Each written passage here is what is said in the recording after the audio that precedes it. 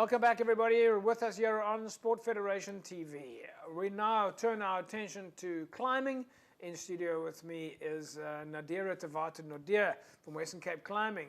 Naadirah, welcome to Sport Federation TV. Thank you so much for having me. Is it the first time that we've got you here? It is indeed. I look forward to actually attending more. This is quite an exciting space. Yeah, it is very exciting.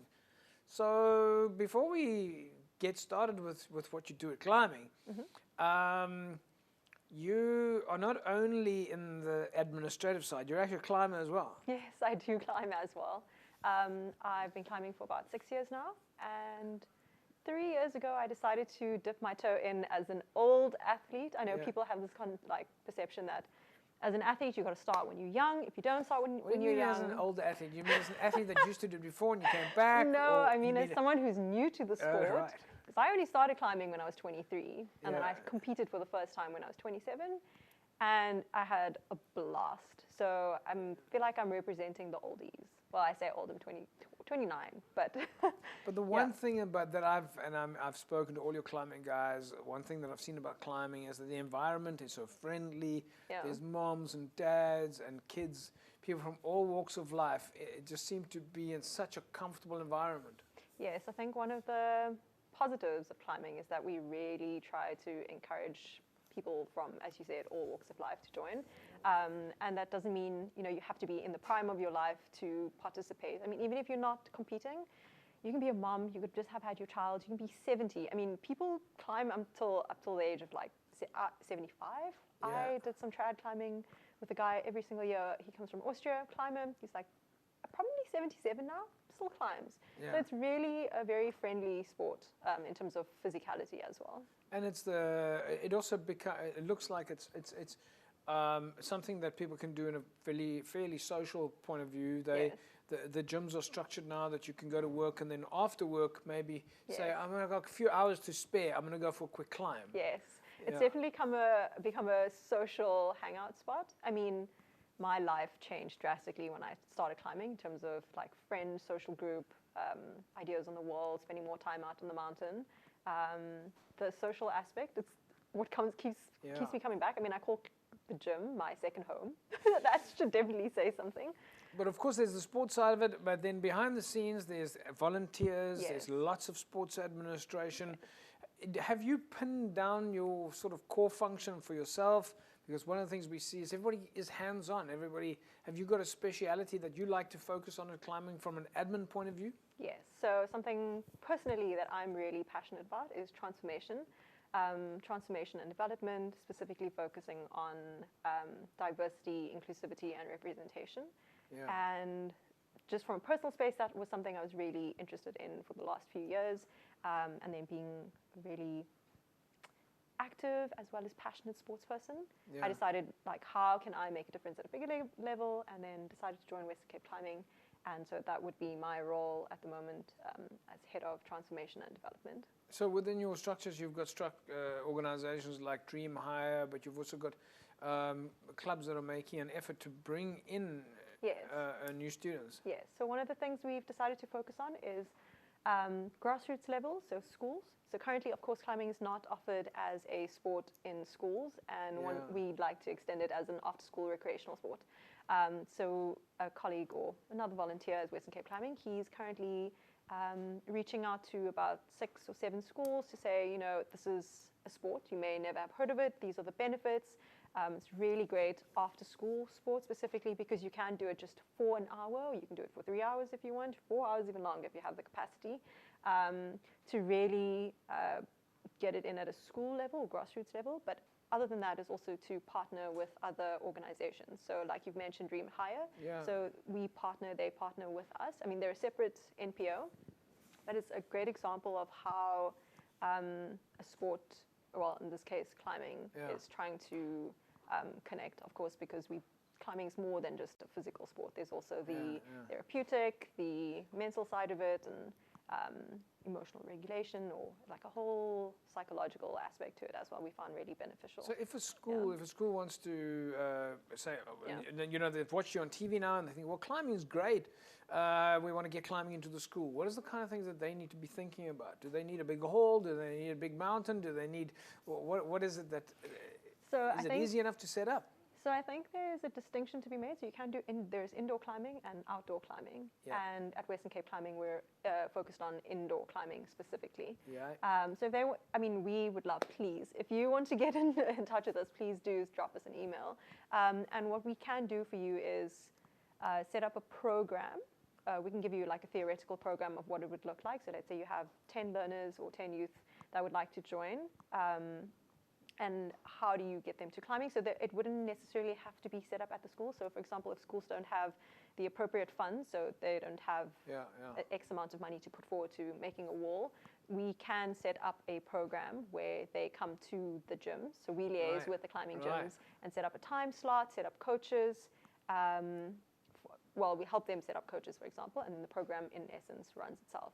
But of course, they need sponsors for that if they can't fund it itself, and we'll try and help you through the process. So as a school that's interested, you don't necessarily have to set up the facility at the school. No. You can say, this is our club, and we get in a bus or a combi or whatever, and we're going to go to the climbing gym at a certain time. So that's fantastic. So that makes it much more accessible, and anybody's interested simply needs to reach out to you to say, well, we want to do it. Yes. But does that open the door for boys and girls? Is it mixed gender?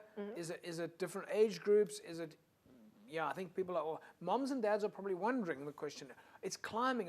Is my child going to be safe? Yes. Yeah. Yes. So two parts of that. So safeguarding, something really important to us. So every single volunteer that is on the committee or is involved in competitions or around youth has to do the safeguarding course, as well as and all your coaches, of course, teach safety in ropes and safety on the walls so and all that. Generally, you want to have both your safeguarding and your first aid.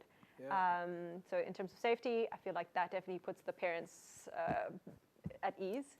And then you asked about boys and girls. So currently, competitively, we have a pretty much equal participation of girls and boys, which I don't know if a lot of sports can say that it's equal. So that's something we are really, really focusing on, is specifically making sure that we have female participation as well as male participation of all ages. So currently we start, I think, at 7 years old in terms of competitive climbing. And then it goes up to open. Open is then 18 and older.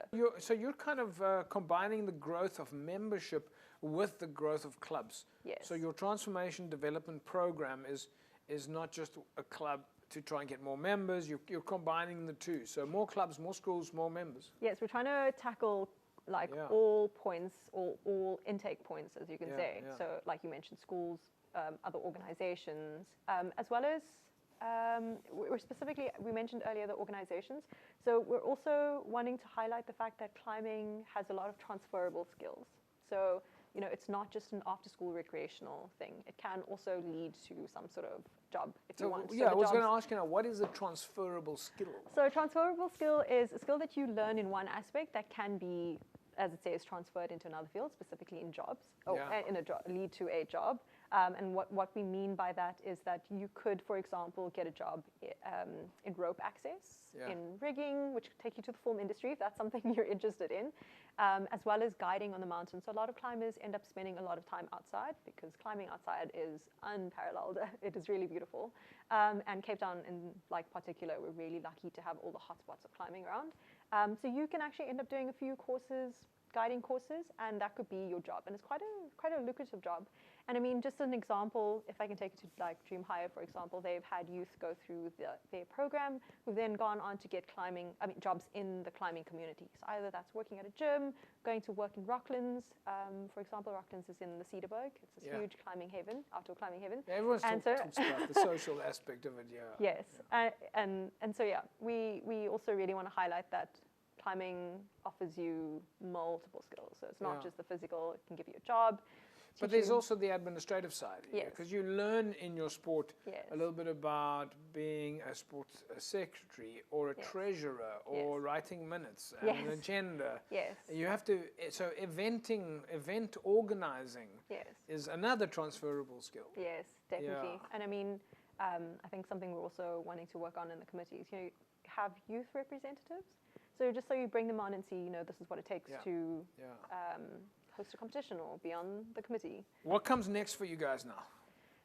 We've got a very busy year ahead. Yeah. I mean, obviously it's the Olympics. I feel most sports are focusing on that. So we have Olympics, we have our high performance team, which specifically is taking youth in a very competitive stream to take them to Olympics or the Youth Olympics specifically. So for example, we had youth go last year to Seoul, and yeah, we've got a very, very busy competitive schedule coming up, but we're also wanting to focus on how can we get more members in, specifically if people want to join, where do they join? Is it westerncapeclimbing.co.za? Yes. Is that it? Yes. So you just go online. Oh, you've got a website, westerncapeclimbing.co.za. Are all your social media handles the same? Yes. So the social media handle is the same, Instagram handle is the same, and then we've got our website. Yeah. So yeah, you just go online. There's a snap scan. You can join as a recreational member, or you can join as a competitive member. Fantastic. Yeah, and I would love to encourage everyone to compete. Like I said, you do not have to be 7 or 10 or 11. You can be 30 or 45 and still compete. I think it's Shall we fantastic. see you competing next year? One thing at a time. Yes, every time I go there, the climbing guys are like, when are we going to see you on the wall? Naadirah, it's been great to have you on the studio. We're obviously expecting that you're going to be in the studio a lot more. And Western Cape Climbing, amazing sport. And we're looking forward to having you back. Thanks so much for having me. There we go, folks. Western Cape Climbing. Remember, if you want to find out more, www.westerncapeclimbing.co.za. It really is an incredible, as you can see, footage. From the footage, you can see it's an incredible sport. It's so relaxed. It's a social environment. It's a safe environment. And it's growing rapidly in South Africa. And, of course, a lot of our athletes also performing exceptionally well on an international level. But that's a wrap from us this evening. We'll see you again next week, same time, same place. Have a fantastic sporting weekend. Bye-bye.